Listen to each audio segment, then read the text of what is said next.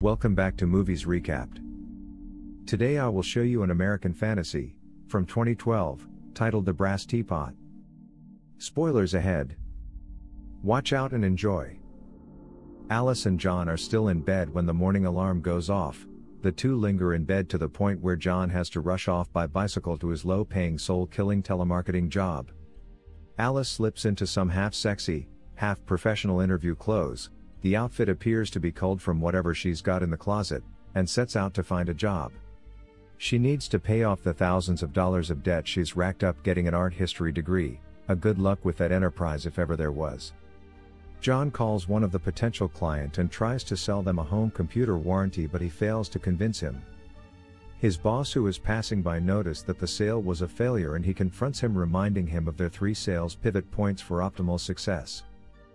Alice fails to impress in the job interview as there were more qualified applicants than her. At home, a frustrated Alice tries to look for more jobs in the newspaper to apply. Meanwhile, Arnie, their landlord, has come to collect the rent, well before the due date. Alice writes him a check and the couple are left with nothing but an overdraft of $45. We learn that in high school, gorgeous Alice was voted most likely to succeed, but now she's just trying to make ends meet. Her degree in art history has resulted in unemployment. They are invited to a party to celebrate their former high schoolmate Peyton's new job. Ironically, almost everyone in their school seems to be doing much better than them, to a point where they are embarrassed about how they are dressed. We are introduced to another couple, Charles and Louise, who despite being in love are also struggling to make ends meet. Charles joins John at the bar, where he was consoling himself for not fitting in with the rest of the people. They drink and party all night only to regret the next morning after vomiting severally. While going out shopping, John inquires about Alice's previous interview. He advises her that she can always start small by applying to low-end jobs, as it will open the road for better opportunities. Clearly, Alice is not the type to start small, as she has always applied to jobs she is underqualified. During the drive, they are involved in a minor car accident in front of an antique store. Alice notices an elderly woman pick a teapot and enter the rundown antique store. She quickly follows her in and meets an old Jewish woman. She is mysteriously drawn towards the brass teapot, which she promptly shoplifts, much to her husband's consternation. The next day, while John is at work, Alice burns herself with a curling iron, and money comes out of the teapot. She hurts herself some more and more money spouts from the pot. After being fired for not smiling while receiving clients' calls, John heads home and finds his wife Alice in a bed full of bruises. Concerned about her wife, he inquires what happened and she tells him of her discovery. She slaps him and John is shocked to see the teapot magically spouts wads of cash. They eventually learn that the more painful the injury they give themselves, the more money shoots out of the teapot. But John becomes increasingly unsettled by their supernatural benefactor, claiming that it would end badly. The next morning, Alice wakes up to find that John went back to the antique to return the teapot. However, he finds it closed and opts to go to the Antiques Roadshow, where he is given an estimate of the priceless teapot's value to be around $5,000 on live television. Meanwhile, a mysterious Chinese man, Dr. Ling, while watching the roadshow, and to his surprise, he sees the teapot he has been searching for years. Soon after, Alice and John are earning stacks of cash simply by subjecting themselves to an endless array of punishments, including Brazilian waxes, burning, and bruising, dentistry sans anesthesia, tattoos, and even rough sex, promising to stop before it gets out of hand. While having dinner with the rest of the family, Alice's mother is concerned that they are getting on really well for someone who works as a telemarketer. John and Alice pose that they are investors and he no longer does telemarketing. Back at home, the couple is looking forward to making $1 million before Christmas, after which they will get rid of the teapot. But the teapot has drawn the attention of a ruthless pair of Hasidic Jews desperate to retrieve it, the grandsons of the woman who ran the antique shop. They show up on their door and rough up John, asking for the teapot, but Alice hides it and instead offers them money, claiming they already sold the teapot for $5,000.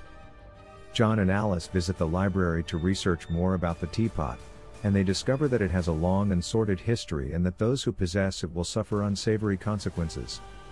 Alice also learns that possessing the teapot could lead to death, but she withholds that information from John by ripping out a page from the book. Because of their newfound wealth, John and Alice can pay off their outstanding debts.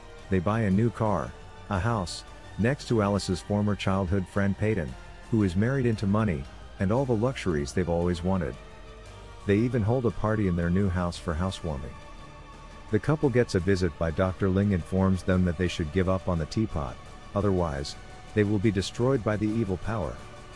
But greedy Alice does not want to stop and reaches the next level of meanness. Apparently, it's not just Dr. Ling and the Jew's brothers attracted to the teapot.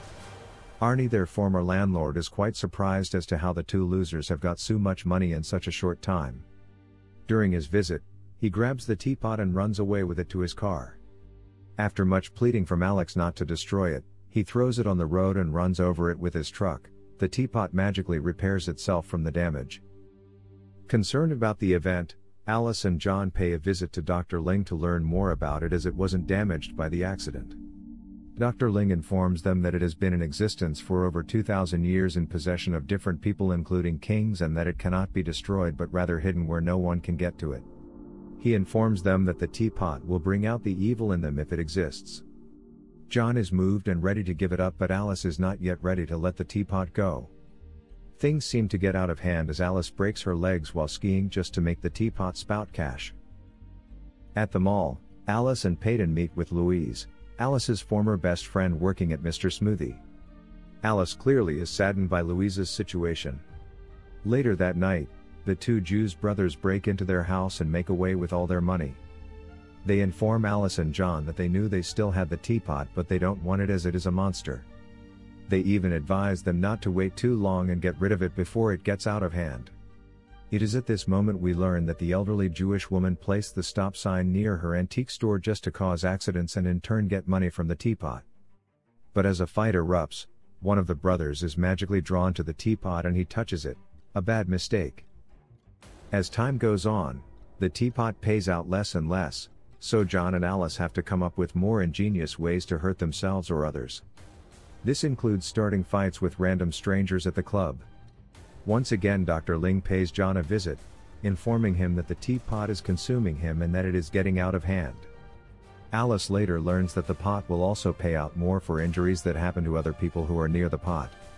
To make more money, they attend underground wrestling, visit a tattoo artist, and even go to the maternity ward at the hospital. John sees the teapot as a threat to their established way of life, albeit humble. It is through an argument about the very usefulness of the teapot that the two ironically discover a previously unknown aspect. When John tells Alice that she wouldn't be a good mother and she calls him a loser, bigger bills appear in the pot. Emotional pain pays more, and the stress of their situation causes them to begin telling all. Confessions that would end most marriages on the spot are only precursors to rattling disclosures that all but fill the teapot. The brass teapot quickly takes over their lives. They become reliant on the spoils of pinpricks and insults until they find themselves growing tolerant to the various pains. The couple decides to start hurting other people by revealing their dark secrets. They expose Peyton for killing his husband's dog, and John tells on his boss's affair with Josh the intern. Soon, Alice is unable to have normal relationships with people unaffected by the pot. She sees them as undamaged goods, as money not yet harvested. It is Alice, in the end, who begins to wonder just how much money a human life would be worth.